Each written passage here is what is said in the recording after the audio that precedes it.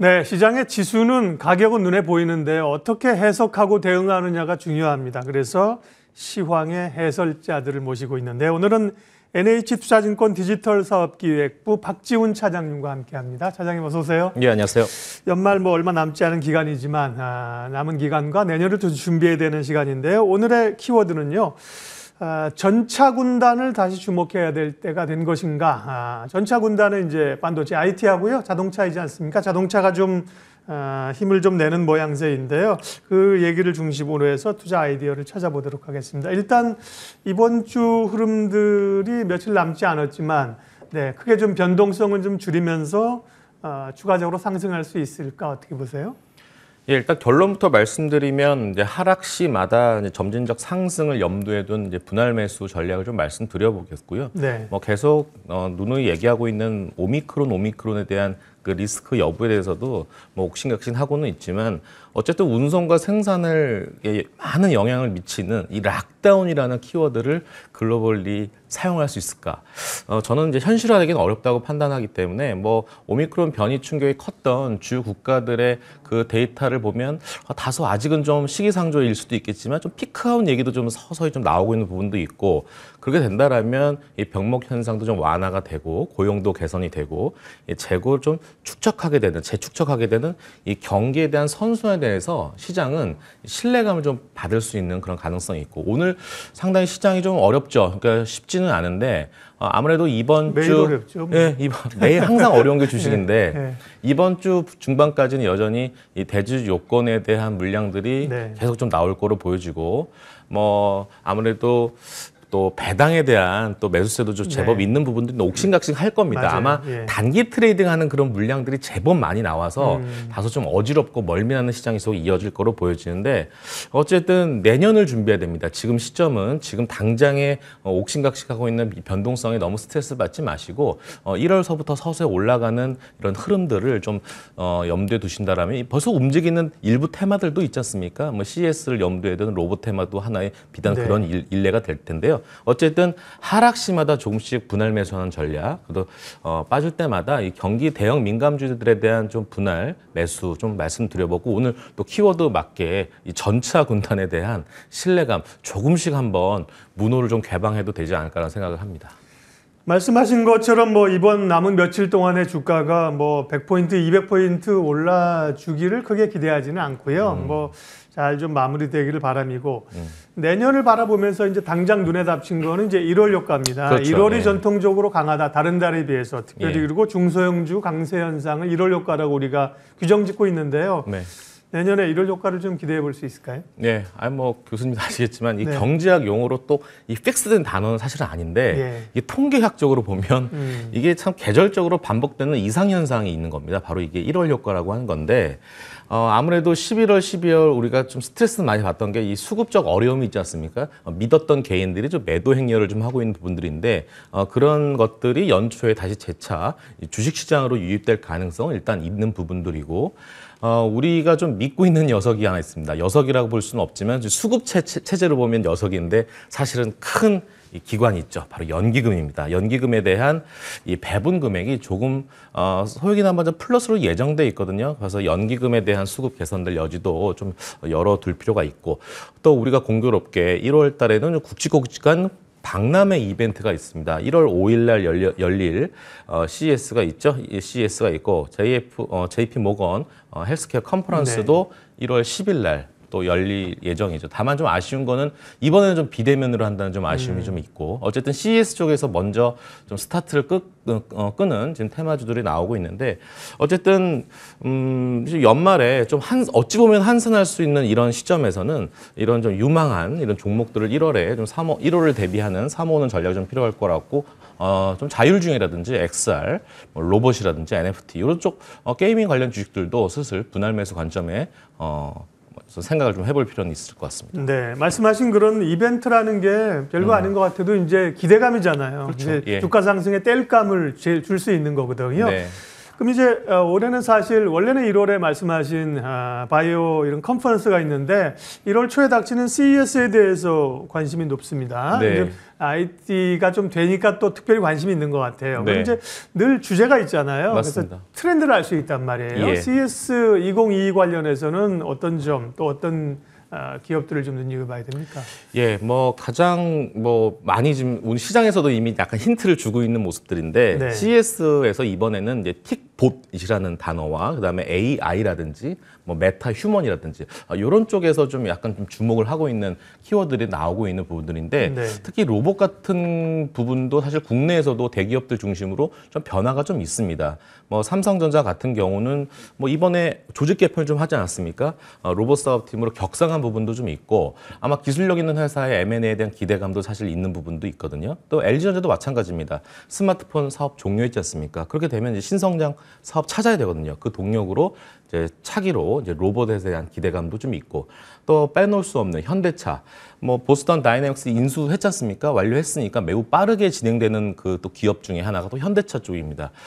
근데 문제는 뭐냐면 좀 걱정되는 부분도 있습니다. 실적이 없는 단순하게 기대감만으로 올라오는 이 로봇 관련 종목들은 좀 조심하실 필요가 있고 지금 차선책으로 말씀드릴 수 있는 거는 방금 말씀드린 삼성전자, LG 그다음에 현대차 외에 코스닥 중소형주에서 아마 종목을 찾으시려는 투자자분들이 많습니다. 그러기 위해서는 반드시 전제 조건이 어느 정도 실적에 대한 부분들이 좀 담보가 돼야 되고 좀 진행하고 있는 로봇 사업이 어느 정도 진척도가 많이 좀 진도가 빼져 있는 상태의 종목들을 좀 픽했으면 좋겠다는 생각입니다. 예를 들자면 오늘 상당히 많이 오른 종목들도 있지만 에브리봇에 대한 관심도 많지 않습니까? 이게 왜 관심을 많냐면 실적이 괜찮은 이익이 나는 회사이기도 하고 또 T-로보티스 같은 경우도 주가가 많이 올라오고 있고 전일 금요일장에도 기관들이 매수한 이유는 바로 진공 로봇 전문 기업들이고 또 OLED 이송 로봇 그다음에 자율주행 물류 로봇 여러 가지 이런 신성장 사업에 대해서 고부가치 사업으로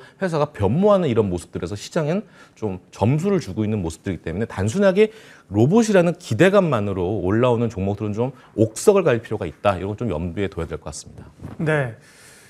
CES 2022의 올해 주제가 보니까 Beyond the Everyday네요. 어떻게 해석해야 될까요? 일상을 넘어서 뭐 이런 거니까 말씀하신 메타버스라든지 로봇이라든지 어차피 우리가 갇혀 있는 상황이니까 그런 데 대한 관심이 높은 것 같아요. IT 얘기했고요. 오늘 주제를 전차 군단이 다시 달릴 수 있을까입니다. IT 네. 얘기 계속하겠고요. 자동차 얘기를 이제 좀 해봐야 될 텐데 자동차 예. 정말 그동안 공급망 이슈 이런 것 때문에 정말 못 가고 있었어요. 근데 최근에 좀 움직이려는 모양새가 나타나더라고요. 자동차의 키포인트, 그다음에 자동차를 보면서 뭐 완선창 업체를 봐야 되느냐, 부품주를 봐야 되느냐, 친환경차를 봐야 되느냐. 박 차장님의 포인트 잡아주시죠. 예, 참 조심스럽습니다. 예. 자동차 이번엔 믿어도 될까에 대한 의구심도 있는데 지금 계속 21만 원 초반대에서 이렇게 계속 뻗지를 못하고 있는 그런 부분들이 있거든요. 예. 현대차 같은 경우는 최근에 이제 기간이 조금씩 모아가고 있는 상태인데 외국인들이 과연 기원해 줄 것이냐. 최근에 조금 매수세가 좀 제법 들어오고 있는 부분들인데 일단 이렇게 생각하시면 될 것 같아요. 일단 자동차 섹터는 먼저 현대차 그룹의 기업들을 먼저 스크린 하신 뒤에 그다음에 부품단 이렇게 좀 확대를 하실 필요가 있을 것 같아요. 우선적으로 형노릇을 하고 있는 현대차 그룹의 주가가 일단 밸류업이 좀 돼야 될 것 같은데 최근에 이슈를 보면 현대차 전기차에 대한 판매 데이터에 대한 목표치가 상당히 좀 많이 높아지고 있는 부분들도 있습니다. 요거는 좀 점수를 줘야 될 것 같거든요. 뭐 다 아시겠지만 뭐 아이오닉 5라든지 EV6 같은 경우는 뭐 유럽과 미국을 통해서 판매 데이터 계속 지금 나는 이 정도 할 거로 보여졌는데 더 높이겠다 이렇게 얘기를 하고 있어요. 차는 살 사람이 없어서가 아니라 사실은 공급망 때문에 못 만들어서 지금 안 팔리는 거잖아요. 맞아요. 2026년만 되더라도 벌써 현대차에서는 170만 대를 팔겠다고 얘기했거든요. 예. 이거는 기존의 컨센 대비 40% 애드업이 되는 수치예요. 그만큼 전기차에 대한 부분은 좀 이제 시장에서는 좀 점수를 좀 주고 있는 부분들이 있고요. 뭐 계속 얘기하고 있는 이 반도체에 대한 부족, 공급에 대한 부족 이런 현상들이 살살 좀 스무스해진다라면 자동차에 대한 매수세는 좀 더 기대를 좀 해봐도 될 것 같고 그래서 현대차, 기아, 현대모비스, 만도, 현대위아 뭐 요 정도 기업을 중심으로 해서 먼저 주가를 먼저 본 다음에 부품단을 봐야 되는데 부품주는 사실 이 전동화 사업으로 유기적인 전환을 성공한 기업들 외에는 좀 도태될 가능성이 있기 때문에 좀 부품단에서는 이렇게 세트로 해가지고 다 좋겠다라고 생각하시면 안 될 것 같고, 이런 대형주 중심의 이 현대차 그룹에 대한 기아차 그룹의 밸류체인 기업들 2, 3년 정도 계속 꾸준하게 같이 코어를 하고 있는 기업들 중심으로 살펴봐야 될 거로 보여집니다. 어쨌든 현대차를 필두로 한 이 자동차 섹터는 내년 상반기까지는 기대를 좀 하고 있는 상황입니다. 자동차 관련해서 궁금한 게 있어요, 차장님. 뭐 네네. 부품주나 이런 거는 이제 전략의 문제이고요. 네. 완성차 가운데는 그동안 줄곧 다들 한 5분 얘기하면 5분 중에 4분은 현대차, 기아차 중에 기아를 더 선호했거든요. 네. 근데 최근에 양상들은 현대차를 얘기하시는 분이 훨씬 더 많아요. 네. 그런 어떤 현대차와 기아의 어떤 변화가 있는 건가요? 예, 가장 네. 핵심적인 건 뭐냐면 예, 현대차 내부적으로 지금 실적에 대한 부분들을 계속 점검을 하고 있는데, 뭐 기아차는 모멘텀이 어느 정도 좀 상반기 좀 땡기는 부분이 없지 않아 있어요. 근데 현대차는 상반기에서 하반기로 갈수록 점점 모멘텀이 기아보다는 조금 한 단계 더 많은 그런 상황이 좀 생기는 것 같고, 일단 그룹 차원에서는 현대차 중심으로 먼저 조직 개편이 유기적으로 빠르게 좀 진행되고 있는 부분들이 있어요. 그래서 현대차에 대한 부분들 좀 점수를 주고 있는 부분들이고, 그 다음에 글로벌 MS에 대한 그 성적표를 보면 좀 현대차가 좀 더 약간의 미세한 차이긴 하지만 좀 더 MS가 좀 늘어나는 부분들이 있거든요. 특히 바로 전기차 분야에 대한 MS 성적표가 좀 더 잘 나오고 있는 부분이기 때문에 좀 그렇게 좀 시장에서는 이렇게 바라보고 있는 부분들이고요. 어쨌든 현대가 가면 기아가 안 가는 거 아니거든요. 같이 갈 수밖에 없기 때문에 같이 세트로 좀 보셔야 될 것 같습니다. 네. 전차 군단, 자동차는 주도주의 가능성이 늘 있는 섹터이죠. 공급망 문제가 이제 팍푼이 여기 뭔가 좀 소위 이제 모멘트 트리거가 소위 필요합니다. 그렇죠. 그런 트리거만 하나, 뭐 반도체 수급망과 관련된 걸 해결할 수 있다면 어떤 기업체를 뭐 M&A를 하거나 그죠. 이 어때 좀 힘을 실거나 그러면 확 튈 수 있는 게 자동차에서 주목하고요. 전차 군단이라고 하면 차는 아실 거고 저는 전기전자를 얘기하는데요. 네. 반도체 우리가 많이 알고 있고 최근에 IT 가운데 보면 뭐 LG이노텍이 엄청나게 주가를 올렸고 보면 셋업체도 파트론이나 MC넥스나 뭐 그다음에 자율주행 이런 쪽도 굉장히 강하거든요. 네. IT 부품주 주목하시는 좀 알려주세요. 예. 앞서 이제 자동차에 대해서 말씀드렸지만 지금 4분기는 우리 전체 기업의 어닝으로 봤을 때는 실적 쇼크거든요. 어닝에 대한 모멘텀은 없습니다. 근데 오히려 2021년하고 2022년의 실적 밸류를 보면 별 차이가 없어요. 그 말은 오히려 실적 4분기에 대한 기대감이 없고 오히려 쇼크 이거 자체가 오히려 더 약이 될 수 있다는 부분들이거든요. 그러면서 오히려 어닝에 대한 변화율이 내년 상반기에 땡기는 부분이에요. 그 땡기는 역할을 하는 쪽이 바로 반도체, 자동차 쪽입니다. 일단 자동차 얘기했으니까 이제 반도체 쪽 얘기해야 되는데 전 반도체 쪽에서 특히 IT 부품을 좀 괜찮게 생각을 하고 있어요. 지금 앞서도 우리 앞 코너에서 김종효 위원께서 아주 상당히 자세하고 아주 말씀을 잘 해주셨는데 좀 더 애드업을 하자라면 좀 더 내부적으로 MLCC에 대한 바닥 논의가 사실 되고 있는 것은 사실인 것 같아요. 그래서 삼성전기에 대해서 LG 이노텍 현재 시점에서는 삼성전기가 좀 유리하지 않겠냐라고 말씀 주셨는데 저도 좀 동의하는 부분들이 있어요. 그래서 MLCC에 대한 논의, 바닥 논의가 좀 될 수 있는 부분들이고 뭐 최근에 베트남에 대해서 1조 넘는 그 투자를 한 부분들도 베트남 업황이 돌아선다는 얘기거든요. 바로 기판에 대한 자신감에다가 MLCC가 모멘텀까지 확보가 된다라면 충분히 주가의 볼륨은 좀 룸은 삼성전기도 높다 이렇게 말씀드릴 수 있을 것 같고 뭐 앞서 말씀 주셨듯이 대덕전자, 코리아서킷, 심텍 저번 주에 나와서도 제가 계속 말씀드렸던 건 기판은 이게 단순하게 단기 테마로 나오는 게 아니거든요.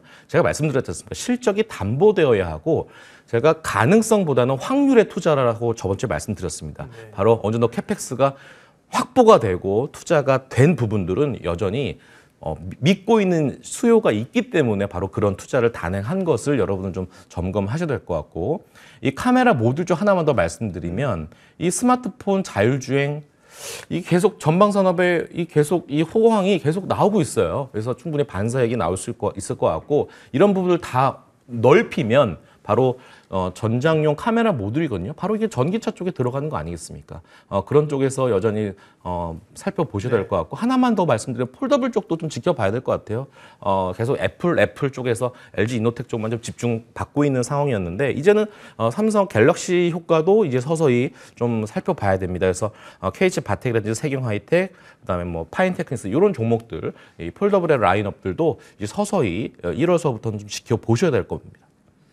네, IT 부품 쪽은 MLCC, 그다음에 반도체 기판, 카메라 모듈, 폴더블까지도 눈여겨봐야 된다고 말씀을 하셨어요. 네, 로봇 얘기는 아까 좀 하셔서요. 뭐 오늘은 좀 시간을 좀 자제하고 다음번에 오실 때 로봇도 이제 사실 삼성전자의 사업 개편 얘기로 나오는데 사실 고민이 좀 있어요. 이게 연속적으로 갈 수 있는지. 다음에 오실 때 그 부분 한번 체크해 주시고요. 우리 박지훈 차장님과 함께하는 이 코너는 저희 MTN 머니투데이 방송 유튜브에 코너가 올라가고 있습니다. 머니투데이 방송에 가시면 있고요. 혹은 유튜브 검색창에 박지훈의 히트맨 이렇게 치시면 이 코너 보실 수 있으니까요. 시장에 대한 인사이트를 찾으실 수 있습니다. 잘 시청해 주십시오. NH투자증권 디지털사업기획부 박지훈 차장님 함께했습니다. 고맙습니다. 네, 감사합니다.